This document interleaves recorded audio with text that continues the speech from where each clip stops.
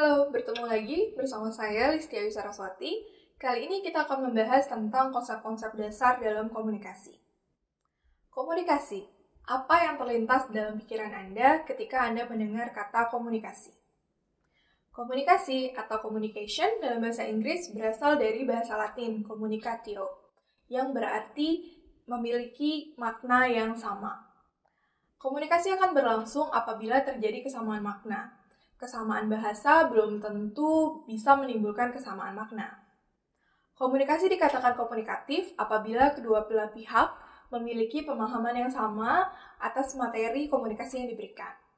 Kegiatan komunikasi tidak hanya informatif, yaitu memiliki tujuan agar kedua belah pihak saling mengerti, tapi juga memiliki tujuan persuasif, yang artinya agar pihak lain bersedia menerima suatu paham atau keyakinan atau melakukan suatu perbuatan atau kegiatan yang dimaksud.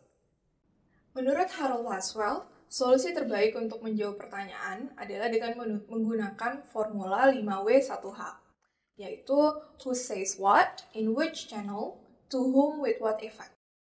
5 formula tersebut dapat kita uraikan sebagai berikut. Yang pertama, bahwa proses komunikasi itu membutuhkan komunikator atau who, siapa yang menyampaikan pesan.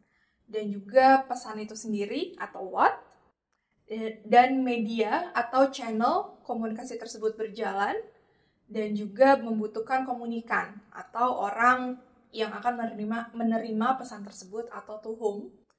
Dan yang terakhir adalah efek atau impact dari proses komunikasi yang berlangsung. Kita dapat menyimpulkan dari formula yang diberikan oleh Laswell bahwa komunikasi adalah proses penyampaian pesan dari komunikator kepada komunikan melalui media dan dapat menimbulkan efek. Setiap orang tanpa disadari pasti melakukan proses komunikasi untuk kehidupan sehari-harinya. Ada 7 aspek yang menyebabkan proses komunikasi dapat terjadi. Yang pertama, adanya manusia sebagai komunikator dan komunikan, ada pesan yang disampaikan, selanjutnya adanya saluran atau media untuk proses komunikasi tersebut, dan selanjutnya adanya gangguan di dalam channel atau media tersebut, selanjutnya adalah konteks komunikasi, dan umpan balik, dan yang terakhir adalah pengaruh atau impact dari proses komunikasi yang berlangsung. Dalam membahas alur komunikasi, perhatikan gambar berikut. Menurut Courtland Bovey dan John Thiel, dalam Business Communication Today, proses komunikasi terdiri dari 6 tahapan, yaitu yang pertama, pengirim atau sender mempunyai suatu ide atau gagasan. Lalu pengirim mengubah ide tersebut menjadi suatu pesan, dan pesan disampaikan. Pesan disampaikan dengan menggunakan channel atau media yang sudah dipilih oleh pengirim. Lalu penerima pesan menerima pesan tersebut, dan penerima pesan menafsirkan pesan, dan yang terakhir penerima pesan memberikan tanggapan dan mengirim umpan balik kepada pengirim. Ada 2 tahap proses komunikasi. Yang pertama, primer dan sekunder.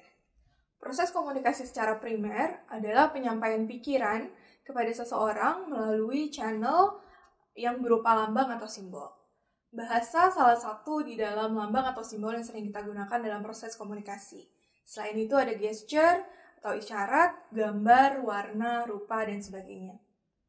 Dalam penggunaan bahasa, kita sering sekali menggunakan begitu banyak jenis kata. Dibagi dalam 2 kelompok besar, kata terbagi menjadi jenis kata denotatif, yaitu kata yang mengandung arti sebenarnya sebagaimana yang ingin disampaikan pada proses komunikasi, dan selanjutnya adalah kata bermakna konotatif, yaitu kata yang bermakna kiasan, dan sangat tergantung dengan konteks yang digunakan pada saat proses komunikasi berlangsung. Selanjutnya adalah proses komunikasi secara sekunder. Proses komunikasi secara sekunder adalah penyampaian pesan dari seorang komunikator kepada komunikan, tapi melalui suatu media atau channel tertentu. Berbeda dengan proses komunikasi primer yang disampaikan secara langsung, bisa menggunakan bahasa, isyarat, gambar, warna, tapi proses komunikasi sekunder membutuhkan media atau channel. Misalnya komunikasi yang berlangsung melalui surat, melalui telepon, fax, koran, majalah, radio, TV, email, internet, dan sebagainya. Demikian penjelasan saya mengenai konsep-konsep dasar komunikasi. Sampai bertemu di video selanjutnya.